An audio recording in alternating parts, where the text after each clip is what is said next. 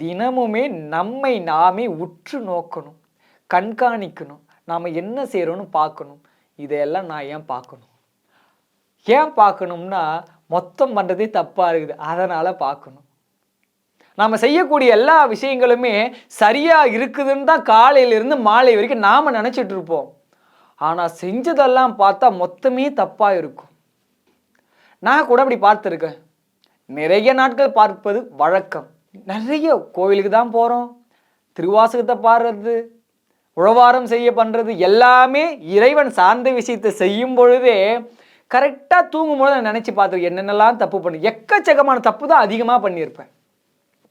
ஏன்னா நமக்கு ஒரு செயல் செய்யும் பொழுது நம்ம என்ன பண்ணுறோம் நம்மளுக்கு தெளிவாக தெரியாது. நாம் ஆனால் அமைதியாக கண்மூடி நாம் செய்த விஷயத்தை நம்ம கண்ணு முன்னாடி நிறுத்தி இது செய்ததெல்லாம் நீங்கள் அப்படியே ஒரு காட்சிப்படுத்தி பார்த்தா அப்போ அழகாக தெரியும் நீ பண்ணதெல்லாம் அவ்வளோ சிறப்பாக செஞ்சுருக்கன்றது.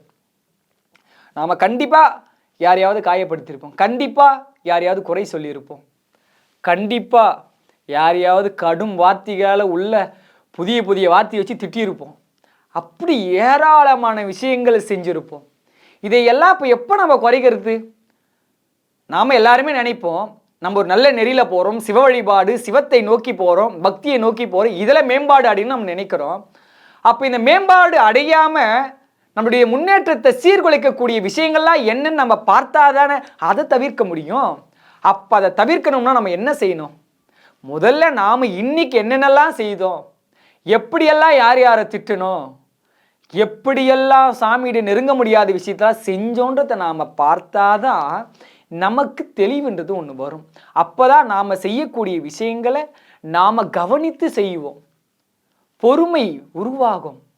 இல்லைன்னா வேக வேகமாக ஒருத்தர் கடும் வார்த்தைகளால் திட்டி தீர்த்துட்ட பிறகு நீ யோசிச்சு பார்த்தால பயனே இல்லை.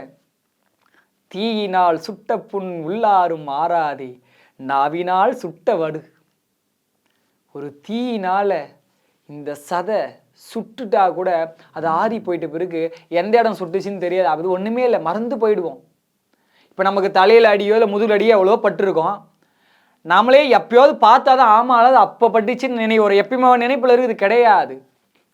ஆனால் இந்த வார்த்தையால் ஒருத்தரை காயப்படுத்திட்டா காலம் உள்ளவரை அவ்வளவு எளிதில் மறக்க முடியாது. மறக்க முடியும், மறக்க முடியாது இந்த உலகத்தில் எதுவுமே கிடையாது. ஆனால் எளிதில் இதில் மறக்கவே முடியாது.